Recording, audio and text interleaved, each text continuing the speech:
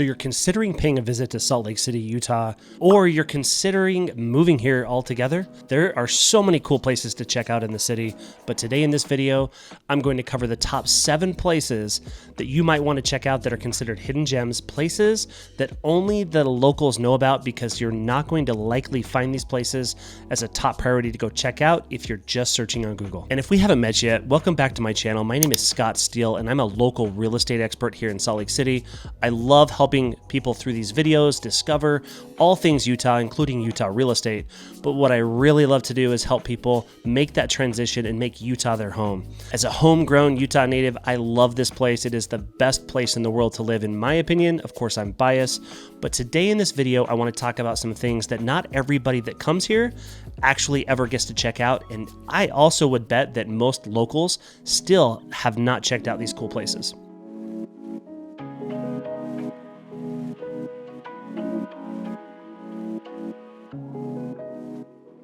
And keep in mind, as I go through these 7 different places to check out, keep note that I'm trying to avoid the major tourist attractions. I'm trying to avoid the big things that people typically relate to when they think of moving or coming to or visiting Salt Lake City. So I'm going to leave out some of the mainstays, for example, Temple Square, and some of the other really big attractions here in Utah, including the national parks and the ski resorts. I'm only going to focus on some smaller places that are definitely worth checking out that I think will make your visit or make your trip here so much more enjoyable.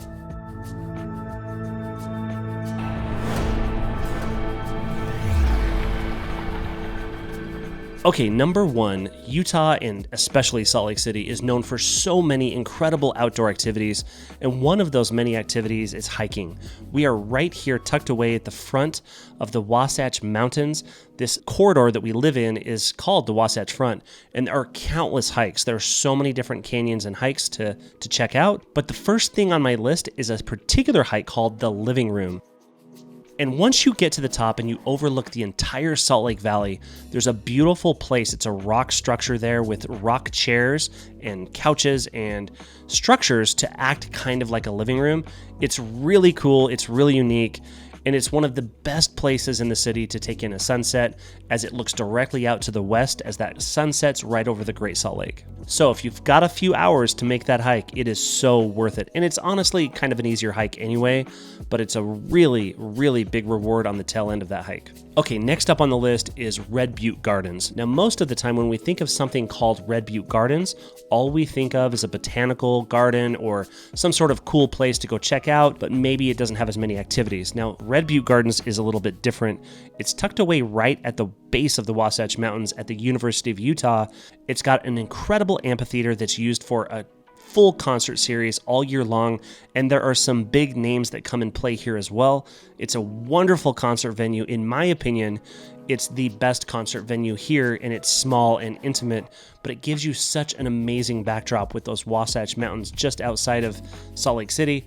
And if you want to come check something out, that is definitely a place to come check out, not just for the concerts, but for the gardens themselves as well. Okay, third on the list is Antelope Island. Now, most people that come or they're looking to visit or move to Salt Lake City, they hear about Antelope Island, and that's an island that sits right on the Great Salt Lake.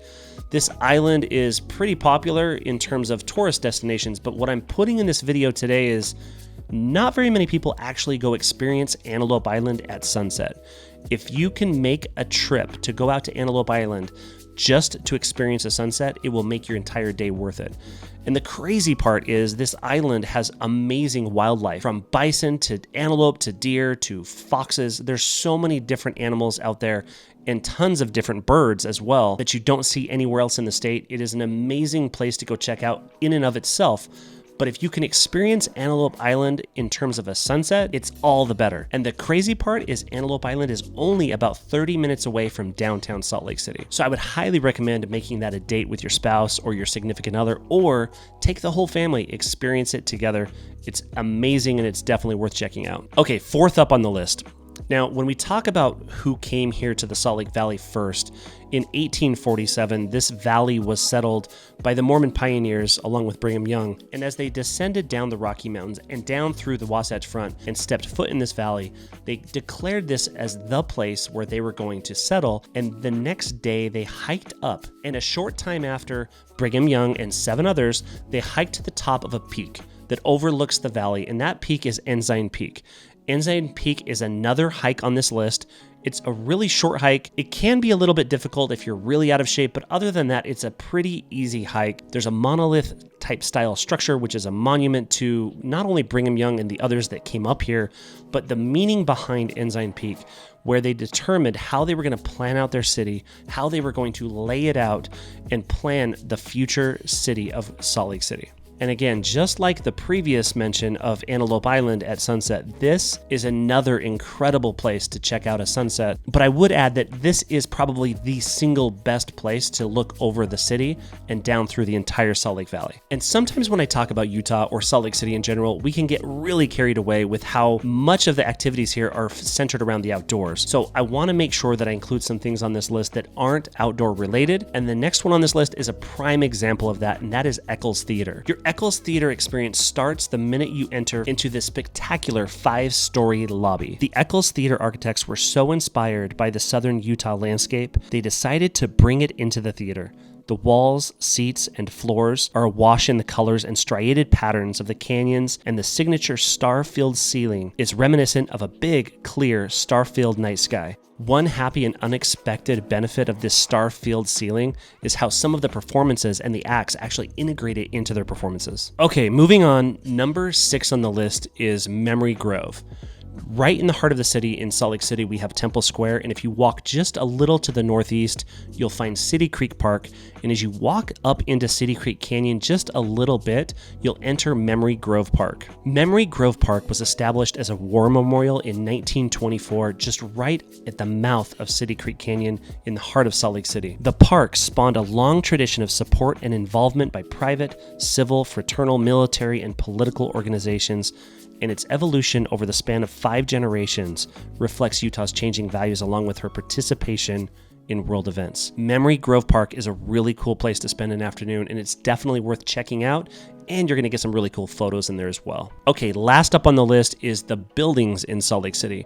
Now, I don't want to talk about the buildings that everybody knows about, that everybody comes to check out, and many people, including the locals, know that Temple Square is the #1 tourist attraction here in Utah, and so everybody kind of knows about the Salt Lake Temple, the Salt Lake Tabernacle, as well as other structures that are nearby that have significance, including the City and County Building just down the street, or the State Capitol Building just up on the Capitol Hill. But there are so many other buildings, including the Cathedral of the Madeleine. There's other buildings throughout the city that are just so cool to check out. But the one that I wanted to add to this list today is one that most people, including locals, have probably never seen inside or even really checked out the outside, and that is the Governor's Mansion. The Governor's Mansion is also called the Kearns Mansion, named after the family who built it, and this magnificent French chateauesque home was completed in 1902 by Thomas and Jenny Kearns, who made their fortune in silver mining in and around Park City, Utah.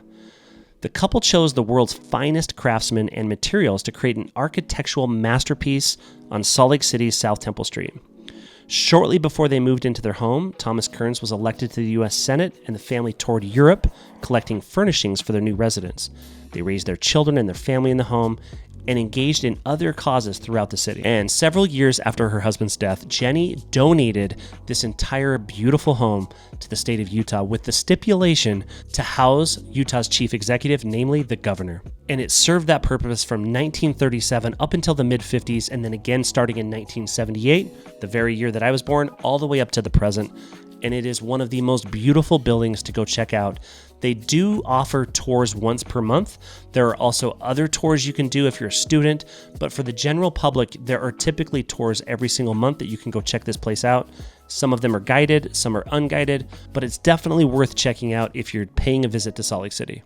Okay, so I could go on and on about really cool little things you could check out in and around Salt Lake City, but for most people that haven't paid a visit to Salt Lake City yet, this list will at least keep you busy for a while, and I hope to add more to this list. If you have any places that you've paid visit to in Salt Lake City that you would love to talk about or that you think should be on this list, drop a comment below and let me know what that place is. Also, just as a reminder, as much as I love making these videos for you, I love even more helping people make that transition to Utah, and so I'd love to be your real estate resource of choice. If you have any questions, reach out to me. You can find my contact information down below in the description, or you can hit me up through email or text, give me a call, whatever works for you.